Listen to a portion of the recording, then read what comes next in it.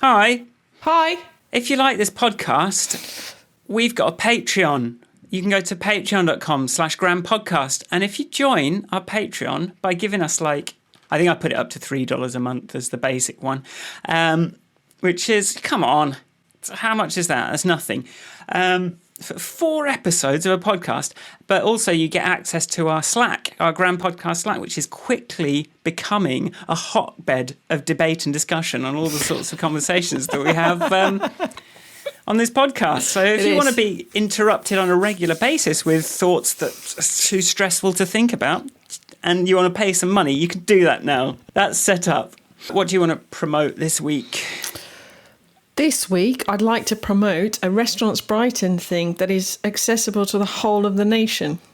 You can go to a page, restaurantsbrighton.co.uk/food-gifts-Sussex and download yourself some lovely Sussex produce from Sussex with love.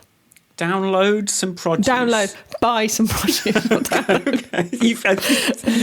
Restaurants Brighton is a front for a Star Trek replicator company. I did not realise. I didn't even realise that. And you can order some delicious Sussex produce from Sussex with love. Without having to go into an Ocado-style queue where you'll be at number 15,000 for the next 5 years.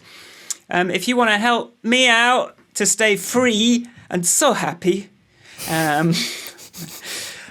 you can come to get my free ebook called Tracking Happiness and Why It Works by joining my mailing list at goodtohear.co.uk/free and just kind of get rolling on this. If you just want to be obsessed with tracking, the sell is you'll get organised, you'll understand yourself, you'll just get so much done. It's going to be amazing. And you'll know that you did the right thing. And when you remember back to what you did, you'll be like, yeah, that was the right decision. So that's what all this is driving towards. So if you want a kind of slightly nerdy approach to life, then come to goodtohear.co.uk/free.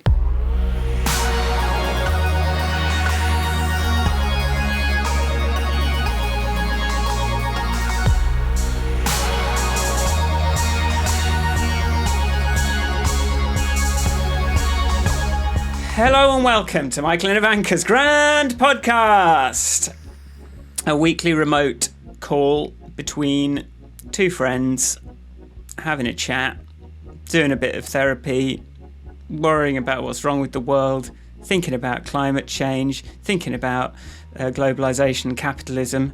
Less about globalisation, more about capitalism, because globalisation is what those Nazis talk about, and just generally high-minded discussions. My name's Michael Forrest. And I'm Ivanka Magic. And this week, what are we talking about? Life. Human life. Human life. The art of living. No, we're not. We're talking about the value of human life and the art of gardening. That's a surprise to me. We always want to talk about gardening. Look, some of us don't have a garden and we have to sit at our upstairs window sort of craning out to sort of feel like we're sitting in a garden. I'm sorry. Well, you should be, because it's your fault that we didn't get a garden. The value of human life, and you were sort of talking about in relation to different governments' responses and different political persuasions, apparently how much value they seem to put on human life. Yes. Seems to differ. The obvious connection is some sort of authoritarian government, but I don't think it is that. Well, the authoritarian ones are the ones that are looking after people the best, aren't they? Yeah. Because exactly. Different kinds of governments in other lenses even the ones that through another lens might be considered a bad government. If you view them through this particular lens, they do at least seem to value the lives of their citizens. So that's one thing. But also, generally, in the billionaire world, the lack of value placed on an individual human's life, even aside from coronavirus. I think, this is a bit of a worlds colliding topic.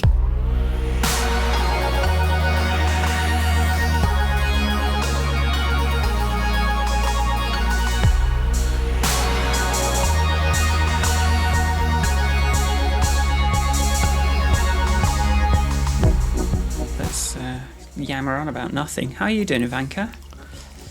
I have delighted this week in the number of people that walked past my garden and admired it. Bloody garden. No one's admiring our garden. It looks like rubbish. Why are they admiring it so much? What's so good about it? It's a really lovely garden. Okay, well, pictures on the Instagram. I'll put some pictures on the Instagram. But yes, I've taken this approach to gardening, which is one that is somewhat chaotic in that I have like a potato plant next to a lavender bush and a maize plant. And so people lean over the fence and kind of go, oh, look, she's got maize over there. Oh, they've got cabbage. Oh, they've got, so it's, but it also looks very pretty. Well, what I did in our front garden, I sort of did have some seeds, and sort of a couple of months ago, I chucked a load of different seeds down like that. I think there's some carrots, I think there's some radishes, I think there's some, maybe a lettuce thing. But now there's stuff growing, but there's also tons of weeds growing, and I don't know what leaves are what. Which is weird. So, I don't know what to keep, and it just looks like chaos. We did do a bit of gardening last week, so it's not like just absolute rubbish at the moment, but it's our garden is like we do it, and then the next morning there's like a Twix wrapper or a like suspicious looking scrap of tissue with something brown on it, and you're like Thanks, neighbours. We don't have ours is mine's not particularly regimented, but it's kind of a purposefully. And there's weeds. I definitely am in this. If it's got pretty flowers or pretty interesting leaves, it's allowed. Yeah. So but some of them you have to know if you can like pull them up and eat them. Yes, potatoes. Yeah. Carrots, I understand. Some they call them root vegetables, I understand. And you can eat them from the ground. That's what I've heard anyway. Sounds very far-fetched. We've got carrots and all, but they're in a row. Okay. 2 or 3 rows. Well, good. So yes, I'm enjoying the garden thing and keeping it flowering, and we've had rain, and it's been just a nice gardeny sort of thing. And my work continues to be very interesting, which is also really nice in these times. So I've had a good week. Cool. There you go. How's your week been, Michael? How are you? I'm okay? I'm in a good place. I'm in a good place. I think. Do you know what? I think last week I was a bit down, but I think it's because my numbers look like they were going down. And all week I've been thinking like, I'm on the tail. And then today I looked at my numbers because I'm allowed once a week, and it was like, the last one was sort of like up again, and there were some like really high ones again. And I'm like, so now I'm like, that doesn't seem to be changing. So I've sort of, it makes a weird difference still, even though I'm only allowed to do it once a week. But maybe the echo's longer. But I don't know. I'm glad I've got my head out of like the roller coaster of every day. I've nearly finished learning Mandarin. Oh, great! 90 That's days. 我会说普通话很好. I probably got the intonations completely wrong there. And we watched the morning show. We ended up doing the sort of Apple trial and watched that morning show, which was kind of weird to watch to start with, because it was like this, I don't trust Apple not to just make this a slightly overly Apple-filled world and not have any other stuff in it. But like as it progressed, it's got these sort of Me Too themes, and as it progresses, like it gets real sort of skin crawling stuff as you kind of see the power dynamics and beloved Michael Scott having sex with a young sort of co-worker who is admiring him, and in his mind he's like, oh well, no, I'm not one of those people I'm not Harvey Weinstein, but like it's bad. When you actually start this thing seeing is. it. The morning show is Jennifer Aniston and okay. I have seen that. Yeah. I don't know which face, but I knew Jennifer Aniston was in it. Yeah. So it was like, if you really want to go, oh yeah, like men should not do that to women. If you didn't think that already, like, I'm sort of glad that it's out there for loads of people to see, because it's like, oh no, don't do that. This is horrible. So yeah, surprisingly intense by the end. And yeah, we've just been going up, as I said, like we've got a new position we sit in the house and sort of have a little drink. So we go for a date upstairs. It's like one end of the bedroom. We sort of open the window and just kind of like crane out. There's always something going on, like a car crashed into a car the other day. Like there's always someone shouting. There's people walking down. It's quite fun. But we've been watching these property porn videos as well. So like in my mind, it's like, how am I going to get to one of those Shad Thames places with a view of Tower Bridge? You're going to have to sell a lot more apps. I'm going to have to add, I looked at the numbers, I'm going to have to add 5 more zeros, I think, to my sales before that's going to... Maybe like 3 more zeros would... I think 2 or 3 more zeros and I might get there. And now, what's a zero? It's just an order of magnitude. So pretty good overall. We've been doing that discovering new places to sit thing. I wonder if that's a sort of a lockdown activity. Oh, I've never looked at the house from this angle before. Never looked at the window. And so, because Nick's not working, he's still obsessively making things to the point where our daughter's like, Daddy, can you stop making things? What's he make? Can you make again with the ideas? She said this morning. But he made. We bought some iron table legs on the market once upon a time for I don't know, £10 or something, and he's made a concrete top table for the garden. So we have now a new sitting position, a new place to sit to have our coffee. And a new table in that particular spot. We need a new little table for our spot. I don't know how to make any. I need to learn how to make stuff with wood. I should do it. I should just start. But I'm too busy. Anyway, let's get on with this. It's messy as well. Yeah. Stuff everywhere. Right. You need a decent vacuum cleaner, which this space does not have. Okay, anyway.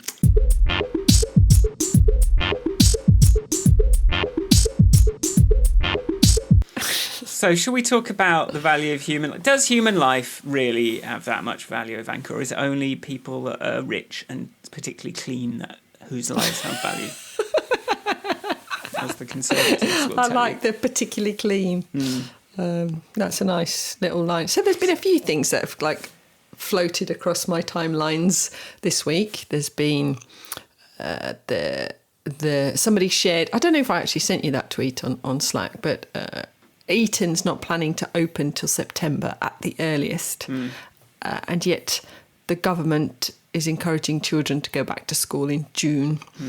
So, send the plebs in first, work out, let's see what works and what doesn't. That's a bit, it feels wrong.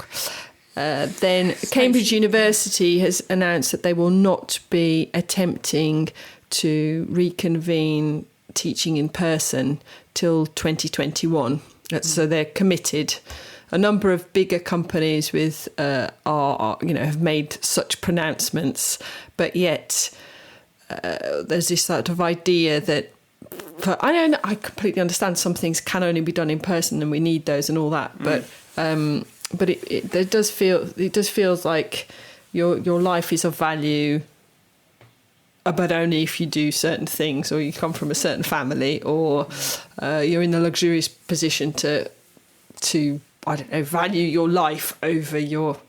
It's very tricky. Anyway, if you can live without having to, I don't know, prostrate yourself to capitalism, then it's a very privileged position to be. It's kind of so. There's that. Then there's that thing you said. You shared that podcast about. Elon Musk, which was chuckle-worthy, absolutely worth listening to. How terrible he is.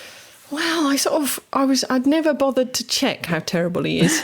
Do you know what I mean? I thought he might be. I suspected he might be. Seems worse than Shuttleworth, doesn't he? He seems worse than a lot of people, I'd say. I think he's pretty bad. Shuttleworth's not a bad one. No, Shuttleworth's all right. He's just a nightmare.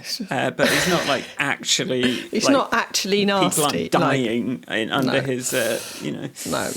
So, and I think it's... but yeah, there's definitely some chuckly moments talking about Elon.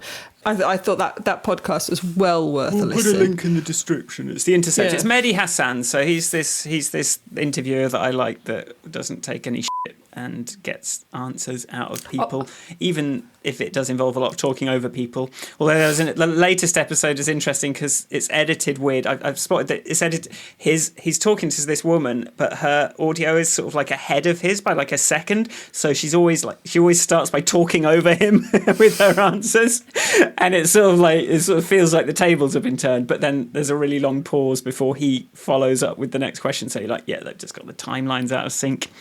How silly. But yeah, I think I enjoyed the pace of his actual podcast as well. And then weirdly, the other thing that came into my timelines was this podcast about sort of living well for longer type thing, and this idea of health span as well as lifespan. So like living. I think being able to live in a healthy body and not be in pain and not be ill certainly has value. So unnecessarily exposing people to danger that from which they can't recover. That's the thing about it. It's like, on the subject of, who made the biggest sacrifice, the guy that bought the pencil making machine or the pencil maker? It's like, okay, I'll give you some time, but I'm not giving you my health. Who took the time to set up the limited company and set up the tax? Yeah, that takes like 5 minutes. Plus, he got someone else to do all that anyway. Yeah, he just paid an accountant. He didn't physically go into a space for 40 hours or 50 hours every week to do some bull. No. So, yeah. Value of life, quality of life, longevity versus... you made me think of the game... was it called The Game Changers, that documentary you recommended about how I was right about veganism? Yeah. That's how I remember it. I like that documentary because it says I'm right. Yes, and I've been picturing. I want to be like a 75-year-old muscle man. That's given me that picture. I'm like, but actually, like my uncle Annette's husband, Peter is he's like in his 70s, and he's just like get out and go, moving around all the time, like really healthy, and that's what I'm sort of aspiring to. Unlike my sort of grandfathers who were sort of like, well, I think I'm not going to get the giant beer belly and the giant double chins because I don't drink. So I think that's probably the cause of most of that. So I've always worried about it. You do a lot of snacking now, Michael. You do a lot of snacking.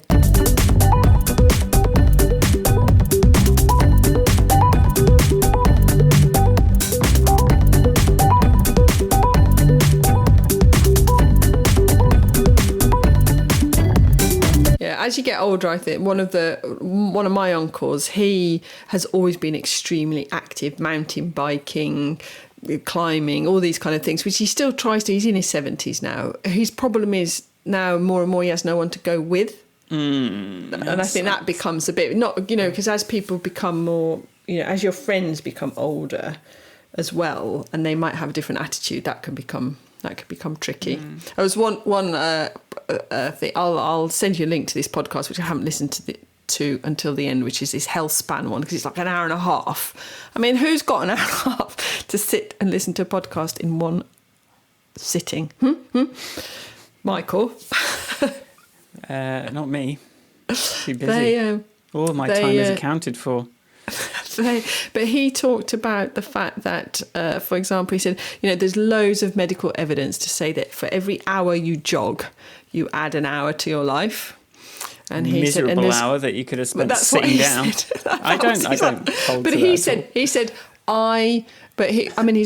this was a neuroscientist, I think he is. Neuroscientist who's like actively looking into things to do with longevity, and he does actively lots of things to stay well. But he said, I really, really hate jogging. So in that particular equation, I would rather not have. If it gave me 2 hours for every hour, but it's a trade-off. I never buy that. I'd rather just have a fun life and drink than like. No. I don't think. I think we're veering into potentially dangerous territory. But the point of this particular conversation was that you still have a choice. You have to know what you're, like if you don't want to do a thing, if you don't want to jog because you really, really hate it, then don't jog. There are other things you can do. You don't have to do the jogging thing, the hour for hour. Sorry? Could row. Could just go for he power walks. This dude does. Oh no, I just don't like the sound of this guy at all. Does his life have value if I don't like him? How do we... Come on, let's get back onto this bloody topic. Okay, so we think that you sent that article that said, who's doing well, who's doing bad, and how does that connect with... Give me your assessment on all this, your analysis. My analysis on it all is that if you are making human life-centric decisions, so you're optimizing for preservation of life and health, then your corona numbers are smaller, both in infections and in deaths or people who have died and all those things. And it doesn't have to be... There are countries that are doing really badly. The US, the UK, Russia and Brazil, all of whom Spain's in the top 5 as well. I don't know what's happening in Spain or what, but these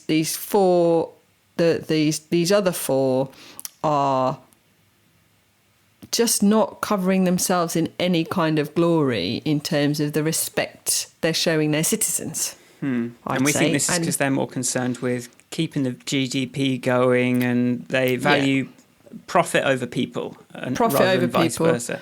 They forget that the only reason for money to exist is for the use by human beings, not the other way around.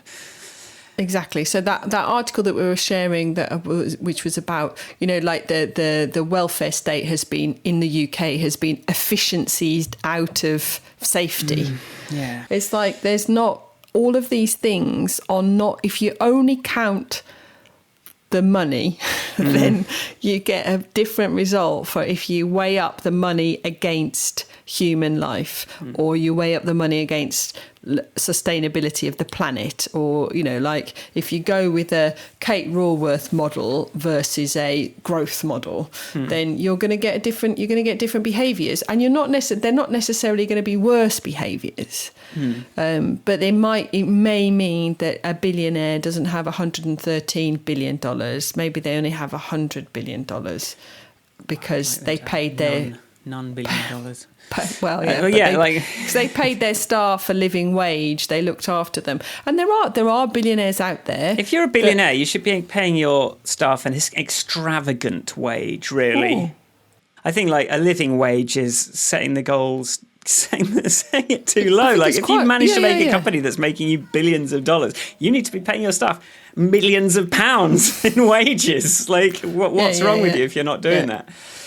So we've got these kind of these countries that don't value individuals, including the UK, and then or with the current government, and then you've got companies that don't value the individuals. So people like Elon Musk, who are contravening and ignoring all public health advice in the state of California and going, well, I can afford, what are you going to do? How are you going to make me shut down? I'm opening for business. Yeah, reopening and saying, well, they can come and arrest me if they want. And then they back down. So just literally sort of above the law because he's so wealthy. And we sort of feel like California is this... I guess I think we sort of imagine it as a more humane place than it really is.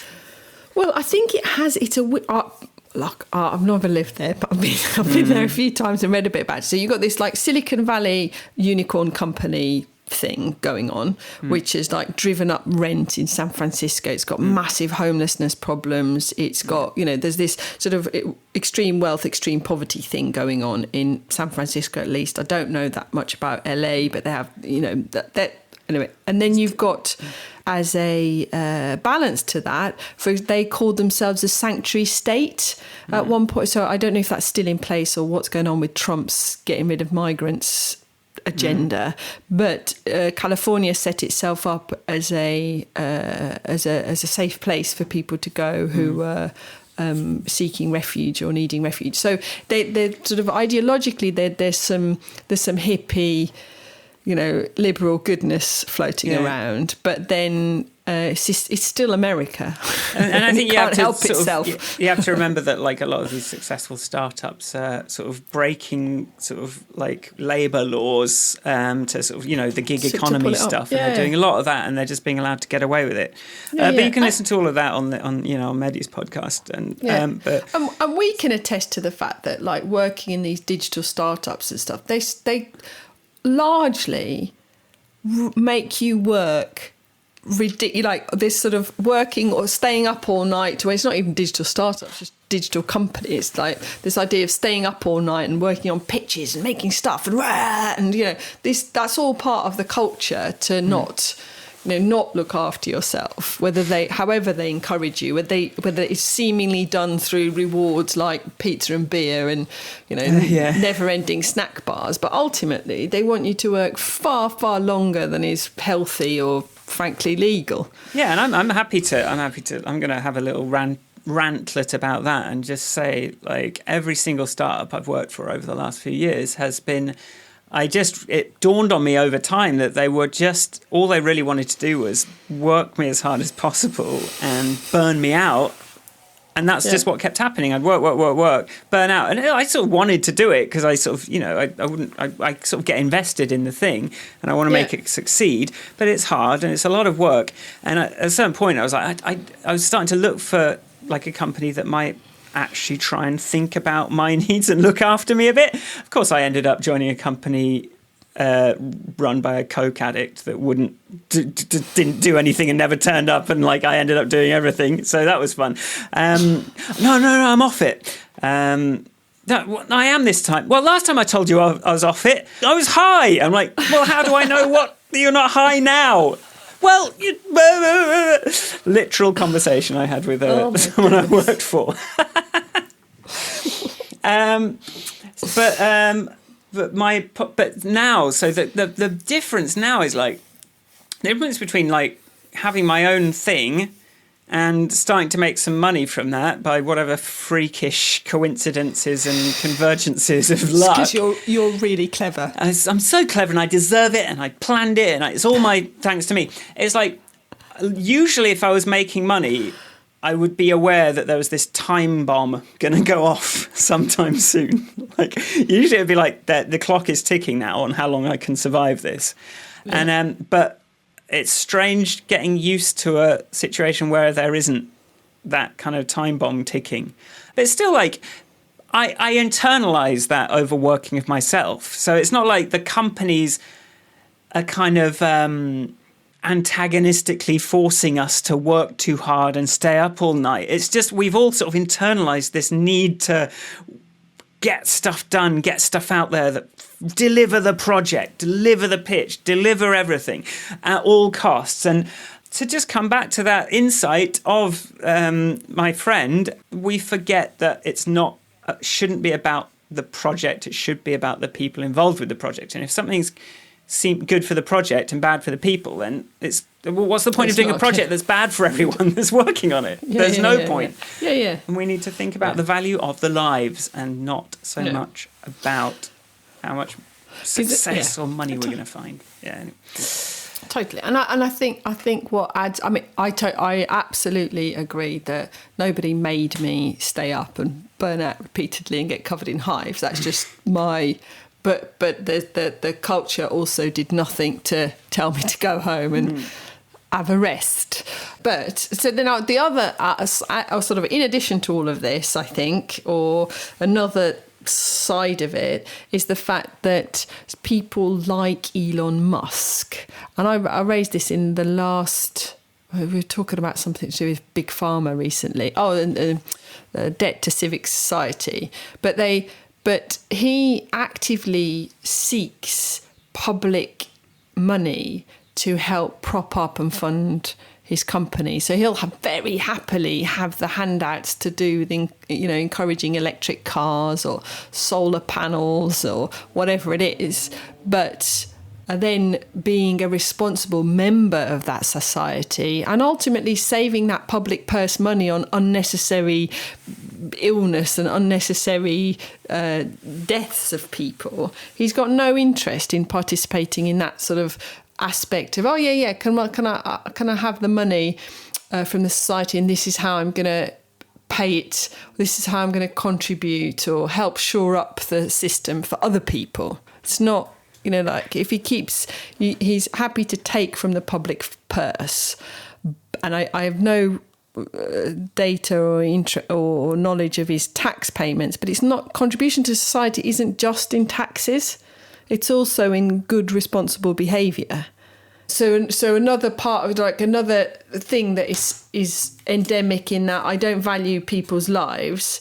I also don't value contributing to society, to the welfare state. But if I need it, I'll happily have a handout. Yeah, the hypocrisy of someone claiming state benefits when they sort of are vocally anti that sort of thing at the same time. And it's you can open source your bloody whatever. Anyway, I think people are.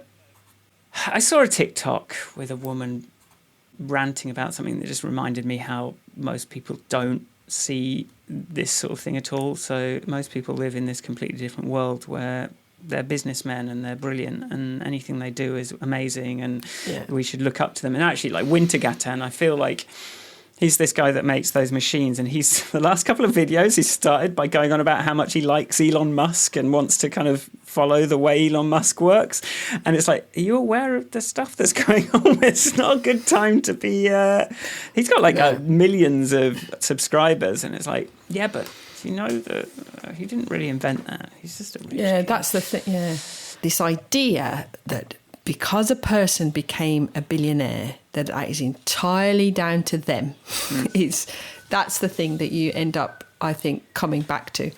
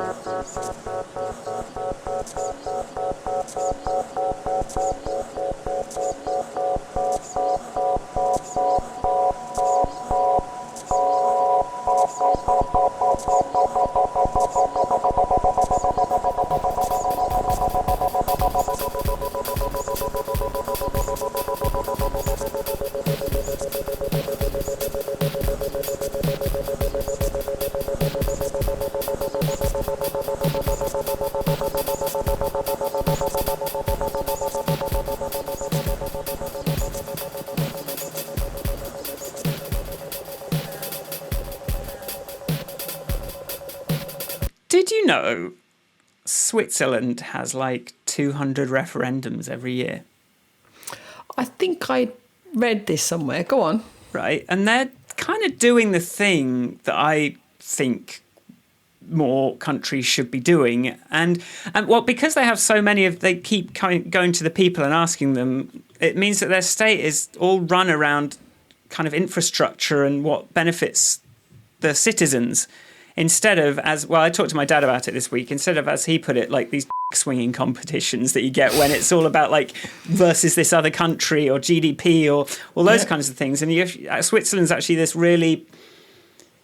really kind of like well run, the infrastructure is just really well put together. So I asked my dad a couple of follow-up questions on this and said, well, what about that? Because I always felt like if there was a lot of referenda, then like the press would end up having a disproportionate amount of control. But he said like they redid a referendum because some misinformation had been put out. Yeah. So like if you do involve people more directly on a more regular basis, you probably would end up with something that worked for people more than for lobbyists of businesses. I asked him about the army situation as well, and he says they haven't got a standing army. Maybe you know this, I didn't know this, but everyone has to do military service, and everyone owns a gun, but bullets are very carefully controlled, so you have to account like paper trail for every single bullet. But so like if someone did try and invade, they'd probably have some problems on their hands. I don't know though how. I know Switzerland is extremely expensive. Yes. So I don't know whether it's expensive for the citizens or not. I don't know. I don't know what the quality of life is like. So I know I'm aware of these sorts of things, but I'm also aware of the fact that it's not unheard of for somebody to have an 80-year mortgage. So, it's likely that children will inherit the opportunity to continue to pay a mortgage rather than inherit a property. Not that I think property is necessarily where it's all at, but it's just an illustration of a difference. So I don't know. I know, it's nice to travel through Switzerland. Yeah. Well, yeah, no, it's not like camping. We can just go there and live there ourselves. But I just sort of Googled inequality, like income inequality, and I think it scores relatively well on. Yeah, I think it's inequality measure. The highest earning make on average 40 times what an average household in the bottom 20% made. So the highest 20% makes about 40 times what the bottom 20% makes. So that sounds not too bad compared to hundreds of times more, which I think is the case. I know how to count to 40. Yeah, exactly. I mean, I know how to count to 160, but that if you visualize 160 people and one person using the same resources as those 160 people, you start to feel a bit sick. But I think if you do kind of involve the people more, it sounds like you get something that works for the people more. And they're a very rich country, so that's for sure. They've got lots of money. In fact, they've got most people's money. But so it's a different. I have a Swiss friend once who said, yeah, it's great, lovely, but it's a bit boring. Nothing to complain about. Well, this is no highs, no lows. This is what David Lynch is obsessed with. It's this just seeing the beauty in the mundane, because people, back 50 years ago, we were scared of the world ending, and actually, I am going to really enjoy. In hopefully 1 or 2 years' time, I think I'm going to find a newfound appreciation of just being able to walk into a shop and get something and walk out again. And it's the stuff that we forget because we're spoiled and everything seems boring and we go looking for trouble. And I think that's probably part of this whole Brexit stuff. Yeah, totally. It's all got, even though, massive inequality aside, I think a lot of people have got a bit too comfortable and bored. And that's just means they start inventing stuff to get angry about. Yeah. Oh, yeah. I think this idea that, seeking a boring life is seen somehow as unambitious. And actually, boring isn't negative necessarily. Boring is sitting and having time to think and having time to just, not worry. I am struggling with it a bit, trying to kind of remembering to be grateful. It's like, this is my time to do whatever I want, and it's so hard for me to get out of this mindset of I've just got to wait for this this payment from Apple so that I can buy this thing, so that I can start doing this thing, so that I can get this. If I need a Fairphone, I need a thing, or thinking about, maybe in 2 or 3 years' time we'll be able to move somewhere really nice, and if I can grow, but it's so hard to just try and come back and just be grateful for today and appreciate the mundane and appreciate the well, that's the thing, it's hard to appreciate the absence of problems. Yeah, you just tend to find problems so that you've got something to occupy yourself with. So anyway, I don't want to kind of get too bogged down in that, because I think that is important in that whole conversation around the value of life. It's very easy to be dismissive of other people's lack of space. They're bored. If I'm building my success off somebody else being constantly worried, that's not cool. If those people may then, do you know what I mean? That's really, that TikTok you shared with that woman talking about happiness being fleeting, and just well,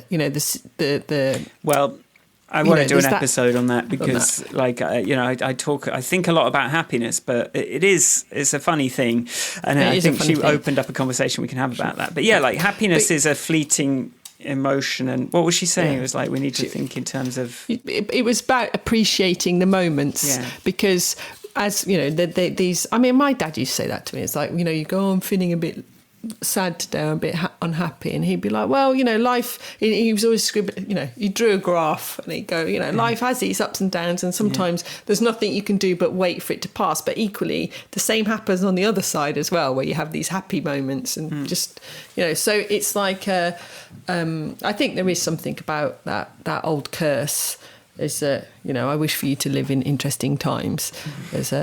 But I think this whole the value people are placing on individual lives it's going to be critical to how we get on with solving all these other problems that still haven't gone away, like the climate crisis and Brexit. Brexit's not a bigger problem than COVID by any stretch of the imagination. But those kind of those conversations, if they're not going to be had in the context of human life, then their outcome is not going to be positive. And just to include all humans in that conversation, because one of the biggest problems is only including some humans and making arbitrary distinctions about whose life has more value, and we think that an asylum seeker's life, our country seems to put no value on their lives. Well, we've pulled out of that. Yesterday, was it yesterday or the day before? I think we've helped X number of unaccompanied minors enter this country. So unaccompanied asylum-seeking minors, I think, is their proper title. But we've just stopped participating. We're not playing that game, and it's like, we have so many prominent people in this country that were saved Croatia, from Nazi Germany. No, sorry, the UK. Sorry, I was suddenly I was like, was she talking about? No. The let's not talk. The least said about something. But so the UK has totally pulled out of saving the unaccompanied refugee children. It's like penny pinching attitude that costs human life, and it's I think it's like a delayed gratification problem for these people. It's like they want to kind of find a saving now, and to underestimate not just the value of a human life, but the value that human life, if treated well, will generate. If you just give it 20 years. Would be so much more, or the cost of those human lives that you don't value, the Afghanistan civilians that are going to grow up with a fierce anger about those countries that are sending in drones and making them live in constant terror, daily terror, because of this other country didn't like being scared for 10 seconds once. No, you're going to be scared every day, all the time, and you're going to be constantly motivated to find ways to take us down. It's just like, no, we've got to kind of get that short-term feeling of progress. And we forget that a human life has a duration to it, and people one person can achieve an awful lot.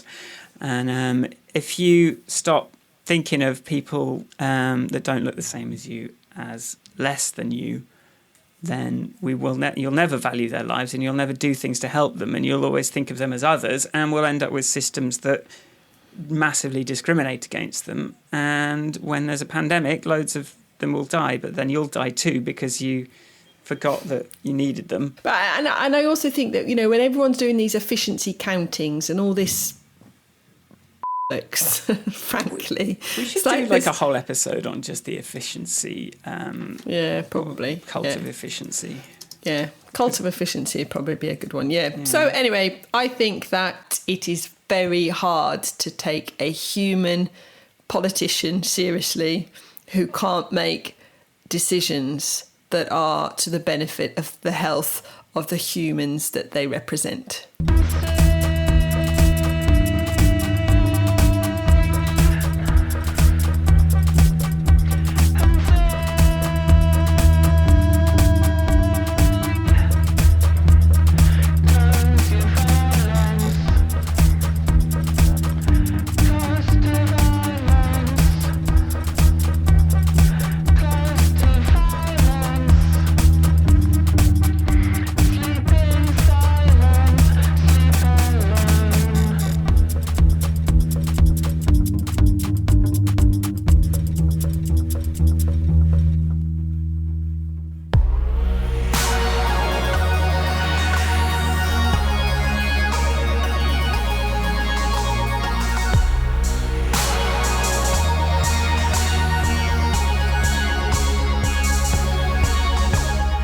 thanks for listening. Hope you enjoyed that. If you like the podcast, go to grandpodcast.com. You can subscribe there and find all the stuff we've talked about, and join us on Patreon and click on our links. Where can people find you?